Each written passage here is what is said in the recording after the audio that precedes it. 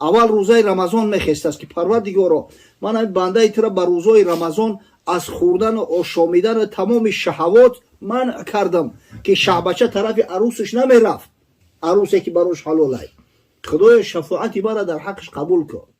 ماتی مرا برده استیان و میگه حبیبی من شفاعتی تو قبول است، اما تو نسبت کسی که قرآن خصم شای رمضان خصم شای طلب شفاعت میکنی؟ میگه کسی که قرآن و رمضان خصمش باشه من ای رنگش بیزارم. انا بریء منه، من از رنگ او بیزارم. برای کسایی که در ختم قرآن شرکت میکنند قرآن و رمضان شفیع میشوند. قیامت برای اهلش طلب شفاعت میکنه، بعضی ها را لعنت میگه، بعضی ها را خصمش میخیزه. فردا روز قیامت با دشمنی میخیزه. شخصایی که قرآن نمیخونن، شخصایی که با قرآن عمل نمیکنن، شخصایی که از قرآن مهجور هستند، طبق قرآن زندگی نمیکنن، قرآن دستور حیات خود نمیدونن، البته قرآن از اونان پیش پروردگار شکایت، پیش خداوند شکایت میکنه. خدای اینمی قوم، اینمی مردم ما را مهجور گذاشتن. کلام الله ایاخی حقیقتا در احادیث پیامبر صلی الله علیه و سلم نه اومده است که قرآن لعنت میکنه، اما مسئله که قرآن خصم میشوه. حالت میشیده است که یک شخصی را مثلا از موی سرش و پوچش کشان میبرن، از پیش حضرت وقتی عبور میکنه نوله و فیغان هم میبردوره که یا رسول الله من از امتای تو. میگه پیغمبر خدا صلی الله علیه و سلم می اومده است نزد حضرت خداونده که پروردگارا اوخی یک نفر از امتای ما های امتی مرا برده استیان و میگه حبیبی من شفاعتی تو قبول است، اما تو نسبت کسی که قرآن خصم شای رمضان خصم شای طلب شفاعت میکنی؟ میگه کسی که قرآن و رمضان خصمش باشه من ای رنگش بیزارم. انا بریء منه، من از رنگ او بیزارم. و بعد وقتی گریه و فیقان شما میبینه میگه لست منی، تا از ما نیستی، تخت امتی من نگو. لست منی گویدد مولای ما، وای ما ای وای ما ای وای ما. اما الحمدلله برای کسایی که اهل قرآن هستند، برای کسایی که در ختم قرآن شرکت میکنند قرآن و رمضان شفیع میشوند. اینم حدیث صحیح پیغمبر است. حضرت گفت الرمضان و القرآن یشفعان للعبد یوم القیامه. روزه ماه شریف رمضان و قرآن عظیم شان فردا روز قیامت در پیش پروردگار طلب شفاعت میکنند. قال رمضان ربی اینی منعته الطعام و الشهوات بالنهار فشفع. بعد میگه قرآن میخواست طلب میکرد که ربی اینی منعته النوم باللیل او باللیال فشفعنی فیه. پروردگار من بنده ایت را به شبهای رمضان از خواب باز داشتم، در ختم قرآن اشتراک میکرد. خدای شفاعتی مرا در حقش قبول کرد.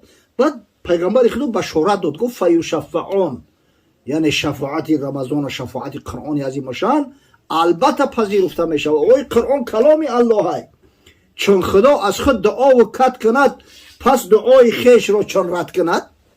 البته خدای تعالی میپذیره او را. اهل قرآن و اهل رمضان بنده های سربلند خدا هستند، در سر اینا تاج کرامت بمونن شد. اینا را از در ریان داخل جنت میکنن. ایم 8 در یک درش پرد دیبده است، در ریان. این فی الجنة بابا یقال له ریان. جنت میگه یک دری است که نامش ریان است، لا یدخلها الا صائمون فی شهر رمضان. از اون در داخل نمیشن مگر روزه‌دارای ماه شریف رمضان.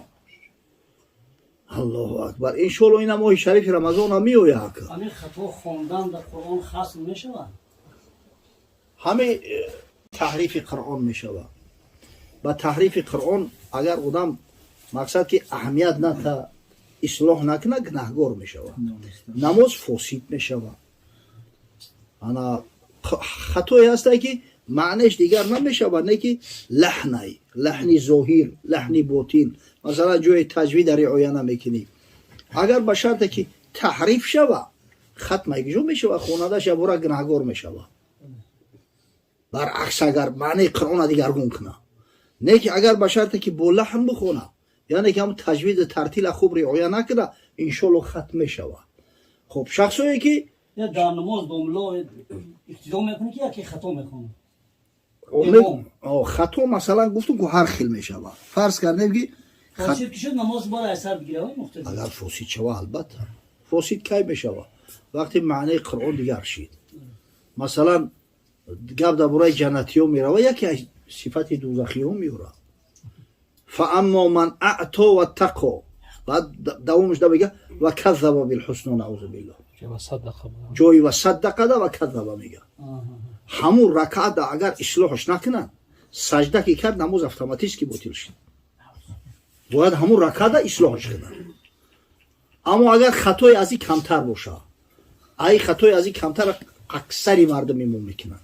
مردم عجم بله اینا مثلا جایی هسته که مدر رعایت نمیکنن مده که واجبه مد لازم واجبه کو رعایت نمیکنن یا که مثلا انا الف مثل حرکت نمیکشن یا که هم حرکت مثل الف میکشن یا لحن ظاهر میشوند با این نماز کراهیت داره اما فاسد نمیشود ثوابش کم میشود و فاسد نمیشود.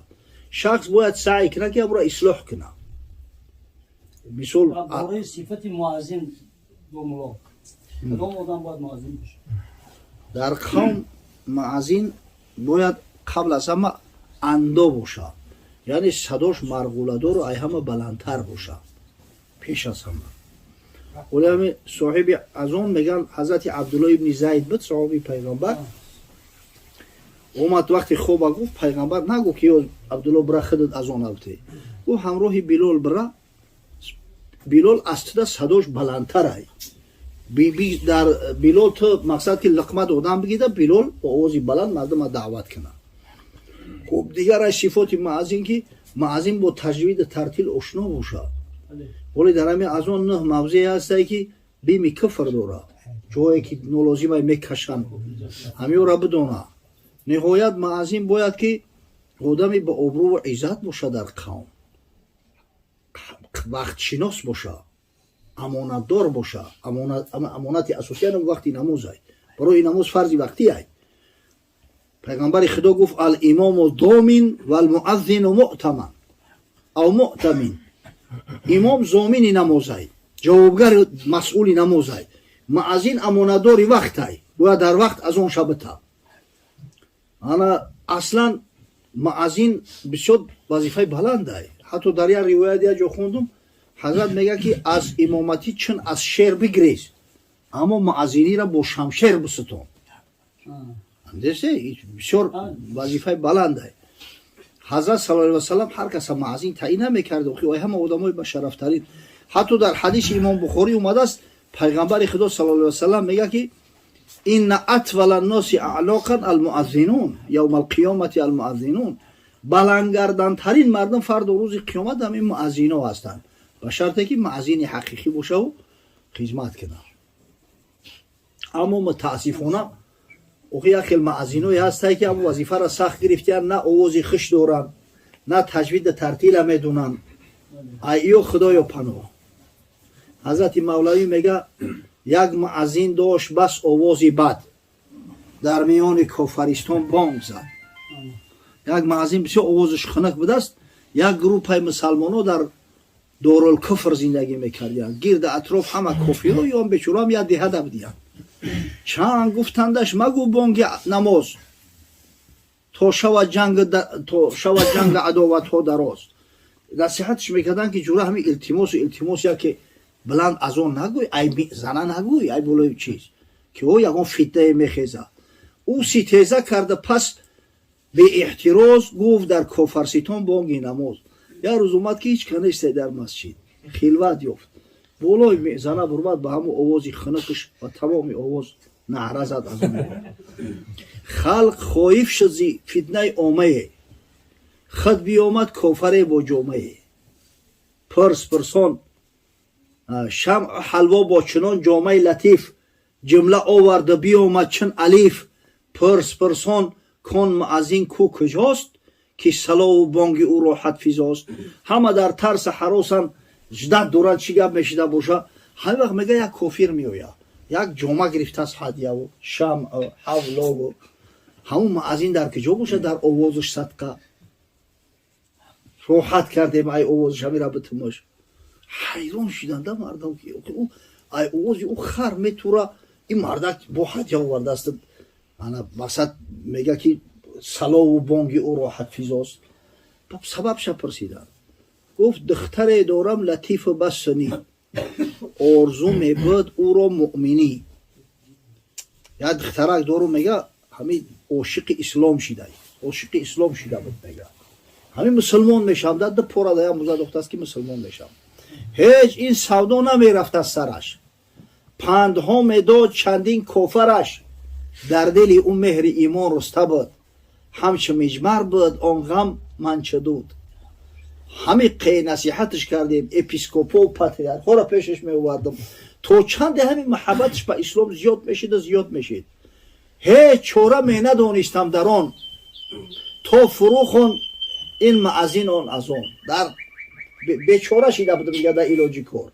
ки ҳамин вақт мега ҳарчи худоро шукр ҳамин маъазин аз он доду овози беҳад безеб гуфт духтар чист ин макрӯҳ бонг ки ба гӯшам омад ин се-чор донг духтар тарси дар даҳшат ғалтид бача ин давиши худо чӣ бошад хоҳараш гуфто ки ин бонги аз он ҳаст эълону шиори муъминон хоҳараш гуфт ки ҳамин бонги анаму намози мусулмоно ай ҳамин ту даъво дорӣ ки мусулмон мешам ин ҳамин бонги аз он шунай бовараш наомад гуфт тару тасьё мекунӣ аки ту маро бадеътиқод карданӣ бовараш наомад бипурсид аз дигар он дигар ҳам гуфт оре эй падар як каси дигар пурсид дар бораи дигар ки гуфт ки рост мега ҷони падар ҳамин овози аз онай мусулмонон ҳамдигарро даъват мекунанд чун шунид инро рухи ӯ зард шуд аз мусалмонӣ дили ӯ сард шуд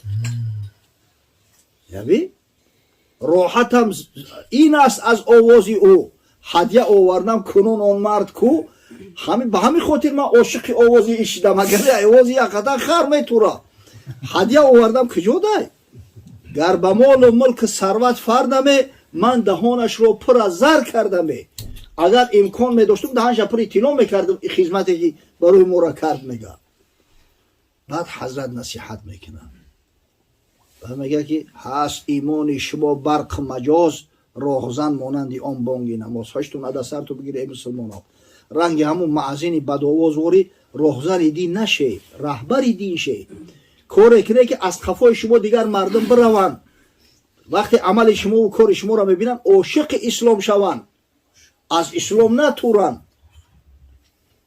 раби ҳамин хотир ин масъалаи ҷиддӣ ай маъазин бояд хушовоз бошад ҳамин садои қуръону садои аз она дидае ки чӣ қадар роҳат дорад қасам ба аллоҳ ҳамун мардуми бегунаро агар бишнаванд ай қори хушовоз роҳат мекунанд лаззат мебаранд аз ҳамин ба ҳамин хотир дар ҳамин масҷидо саъй кардан дар кор ки ҳамеша ҳамин маъазино хушовоз бошанд мардума даъват кунанд ҳамин шерезбозӣ нашавад дар ҳамин масъала аз барои худо ҳамин вақте дидем ки як одам аз он суни қибла бояд биё санат ҳамин як бале ғайри ҳайя ала салоҳ ҳайя ала фалоҳ гардондан мумкина рӯре ки гуфта гардонда ист бара ё қафо нигоҳ ка аз он қибла гашта дар ҳамин ҳайя ала салоҳ ҳайя ала фалоҳ бале фақат пушт гардондан неву ана замоное буд ки дар ҳамин ҳайя ала салоҳ ҳайя ала фалоҳ дар миъзана ҳастанд ку манорада ай тарафи рости манора мерафтан ай морича ҳайя ала салоҳ мегуфтанд ай тарафи чапш меомадан ҳайя ала фалоҳ мегуфтанд не ки дар дигар зикрои аз они гапҳо нестай фақат ҳамиҷада